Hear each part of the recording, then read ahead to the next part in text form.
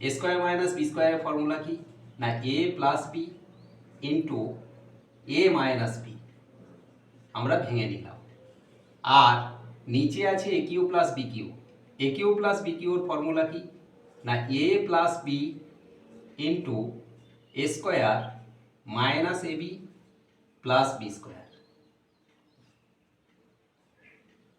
এখন দেখো এই যে রাশিটা আমরা পেলাম এ কিউ প্লাস বি কিউ ভেঙে, এখানে আমাদের এ square minus A B plus B square একটা পদ আছে, আর এখানে দেখো এ square minus A B plus B square পদ আছে। তাহলে এই ওপরের সঙ্গে নিচের পদটা আমরা একই পাচ্ছি, সেই জন্য কেটে দিলাম।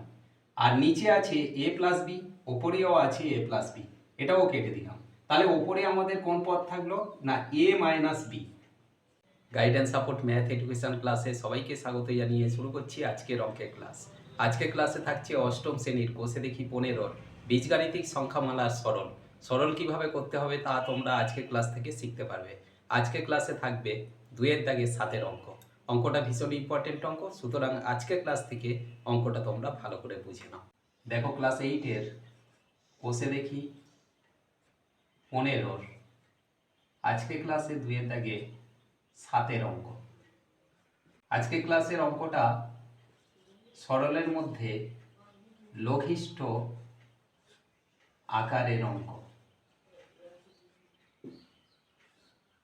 অঙ্কটা আমাদের দেওয়া আছে A square minus A B plus B square by A square plus A B ভাগ A Q plus B Q by A square minus B square.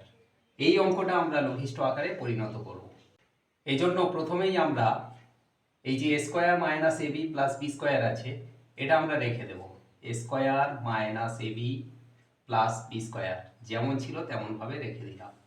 পাই এই যে নিচে আমাদের আছে A square plus A B, এই দুটো থেকে এ যদি আমরা কমন নিই তাহলে এখানে এ স্কোয়ার ছিল, আরও একটা এ পড়ে থাকবে, প্লাস এখানে পড়ে থাকবে বি, কারণ এটাকে আমরা কমন নিয়েছি।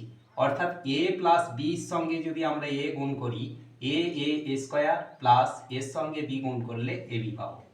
এবারে আমাদের আছে ভাগ, এই ভাগটা আমরা গুণ চিহ্ন করে দেব, দিয়ে এখানে A Q plus B Q by A square minus B square আছে, এটা আমাদের উল্টে যাবে, অর্থাৎ লবটা নিচে যাবে আর হরটা ওপরে যাবে। লব হবে হর, হর হবে লব, অর্থাৎ এ স্কোয়ার মাইনাস বি স্কোয়ার ওপরে যাবে আর এ কিউ প্লাস বি কিউ এটা আমাদের নিচে আসবে। এবার পরের স্টেপে আমাদের এই যে রাশিটা আছে A square minus A B plus B square, এটা আমরা রেখে দিলাম, বাই এ ইন্টু কমন নিয়েছি এ প্লাস বি, এটাও রেখে দিলাম, গুণ চিহ্ন আছে থাকলো। এবার এ স্কোয়ার মাইনাস বি স্কোয়ারের ফর্মুলা আমরা যদি ভাঙি, এ স্কোয়ার মাইনাস বি স্কোয়ারের ফর্মুলা কি না এ প্লাস বি ইন্টু এ মাইনাস বি আমরা ভেঙে নিলাম। আর নিচে আছে এ কিউ প্লাস বি কিউ। এ কিউ প্লাস বি কিউর ফর্মুলা কি না এ plus B into A square minus A B plus B square. এখন দেখো এই যে রাশিটা আমরা পেলাম এ কিউ প্লাস বি কিউ ভেঙে, এখানে আমাদের এ square minus A B plus B square একটা পদ আছে, আর এখানে দেখো এ square minus A B plus B square পদ আছে। তাহলে এই ওপরের সঙ্গে নিচের পদটা আমরা একই পাচ্ছি, সেই জন্য কেটে দিলাম। আর নিচে আছে এ প্লাস বি, ওপরেও আছে এ প্লাস বি, এটাও কেটে দিলাম। তাহলে ওপরে আমাদের কোন পদ থাকলো না A minus B, A minus B, আর নিচে রইল এ ইন্টু এ প্লাস বি। এখন এটা যদি আমরা গুণ করে দিই, এই জায়গাটা আমরা অ্যান্সার রাখতে পারি। আবার যদি মনে হয় যে আমরা এটাকে গুণ করে দেব, আমরা দিতে পারি ওপরে তাহলে থাকবে এ মাইনাস বি আর নিচে হবে এ স্কোয়ার প্লাস এর সঙ্গে বি গুণ করলে প্লাস এ বি পাবো। তাহলে এইটা হবে এই লঘিষ্ঠ আকারের অঙ্কের অ্যান্সার।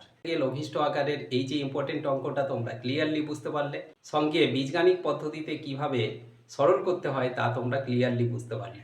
এমন সব অঙ্কের সহজ সরল ভিডিও পাওয়ার জন্য অবশ্যই গাইডেন্স সাপোর্ট চ্যানেলটিকে সাবস্ক্রাইব করে সঙ্গে থেকো। দেখা হচ্ছে পরবর্তী ক্লাসে।